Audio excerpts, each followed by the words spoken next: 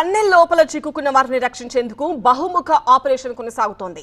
ఆ లోపల ఉన్న వాళ్ళను గుర్తించే ఆక్వా ఐ పరికరాన్ని నీళ్లలోకి పంపిస్తున్నారు అధికారులు. 50 మీటర్ల పరిధిలో గల్లంతైన వారిని గుర్తిస్తుంది ఆక్వా ఐ. ఎల్ఎన్టీ నుంచి ఫ్లెక్సీ ప్రోబ్ పరికరాన్ని కూడా ప్రభుత్వం తెప్పించింది. నీళ్లు బురదలో చిక్కుకున్న వారిని గుర్తించేందుకు ఫ్లెక్సీ ప్రోబ్ ను వాడుతున్నారు. కెమెరా అనుసంధానం చేసిన కేబుల్స్ తో ఈ ఆపరేషన్ చేపడుతున్నారు. పరికరాలతో పాటు జాగిలాలను కూడా రెస్క్యూ టీం పంపించింది. మరోవైపు టన్నెల్లో జోరుగా డీ వాటరింగ్ ప్రక్రియ సాగుతోంది. నీళ్లను బయటికి పంపితేనే రాళ్లు మట్టి తొలగించడానికి వీలు కలుగుతుంది.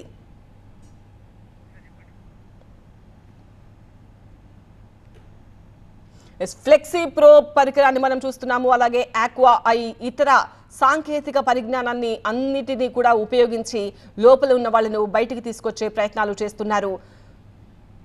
మెరైన్ డిపార్ట్మెంట్ వాళ్ళు ఎక్కువగా ఈ ఆక్వా ఐ పరికరాన్ని వాడుతూ ఉంటారు.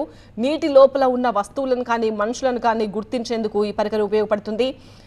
ఫ్లెక్సీ ప్రోబ్ ఇదొక పరికరం, ఆక్వా ఐ ఈ రెండు పరికరాలను లోపలికి పంపించి అక్కడున్న వాళ్ళను ముందుగా గుర్తిస్తే, ఫస్ట్ వాళ్ళు ఎక్కడున్నారో తెలిస్తే అప్పుడు వాళ్ళను బయట తీసుకొచ్చే ప్రక్రియ ఈజీ అవుతుంది అనేది అక్కడ ఉన్న అధికారుల అంచనా.